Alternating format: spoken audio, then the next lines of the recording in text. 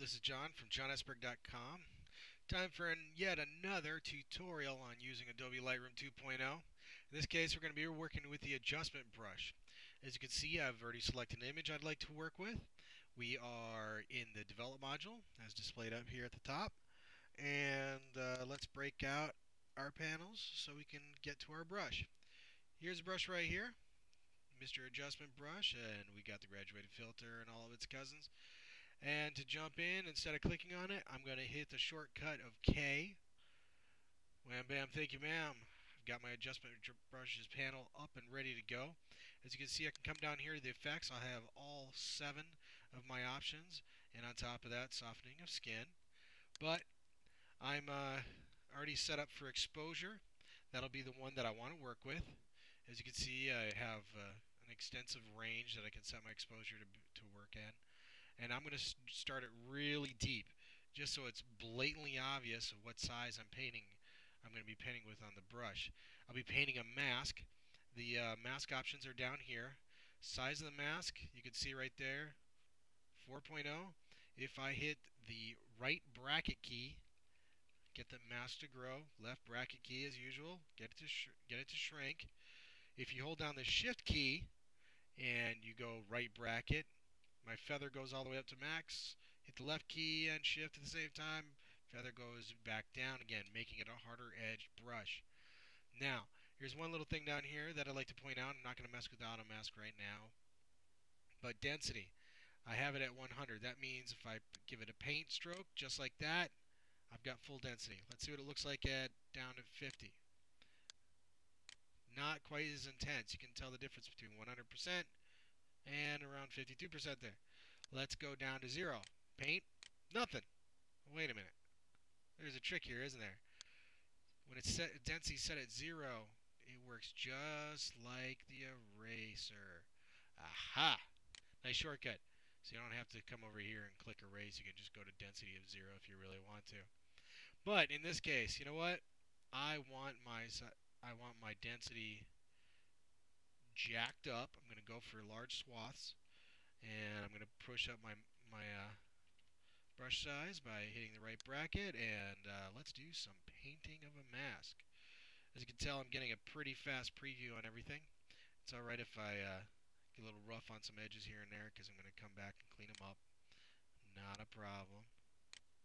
Looking good, looking good. Yeah, there's some magic going on there for you. Yeah, outstanding. Okay. So, now I'm going to shrink my brush size down a bit. That's left bracket again. Alright, and I'm going to go back in there and I'm going to clean it up some more. Now I got that hard edge of the building with the mountains in the background there in India. What an exotic place.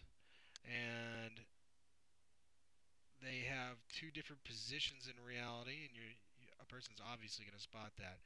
So I'm going to want a fairly hard contrast between my foreground subject and my background.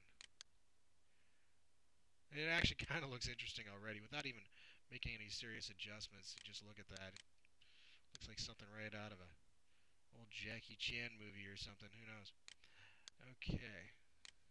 I'm going to shrink it down just a little bit, do a little trim work in there. I love how they put a street light right on top of the front of the building.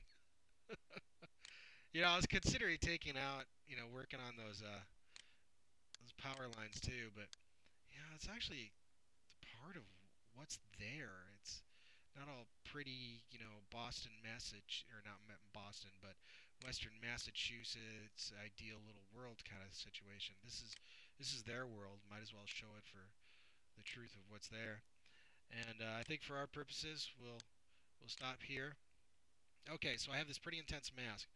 Now, I can stop, or I can come back out, I can come back in, I can wait for my hover, or I can just hit O. I can show what the mask really looks like. Shift O to change the color of the mask. So if you have conflicting colors, it allows you to actually see what you're working with. Alright, and if I want to hide the mask, I hit H, or my mask dot there. And if you want to see before and after, you come down here to the toggle, click before and after, you can see my results. And you know what, I'm going to leave it on there. I'm going to hit O once more, essentially hiding my mask. And I think it's time to adjust into what we think will actually be appropriate for this image. Now, the subject really is that building in the front, and that's my intention. So I want to come along and I want to drop my exposure to give a nice contrast with the mountains and feel a bit more appropriate. That'll work. It's not perfect, but it certainly gets the idea across. And from here, I can continue on. I can get out of the adjustment brush by hitting K again.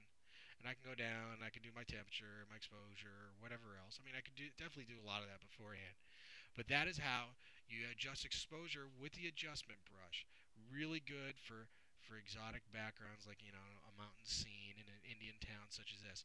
So this is John from johnesberg.com, and I hope you enjoy the tutorial. And I'll see you next time.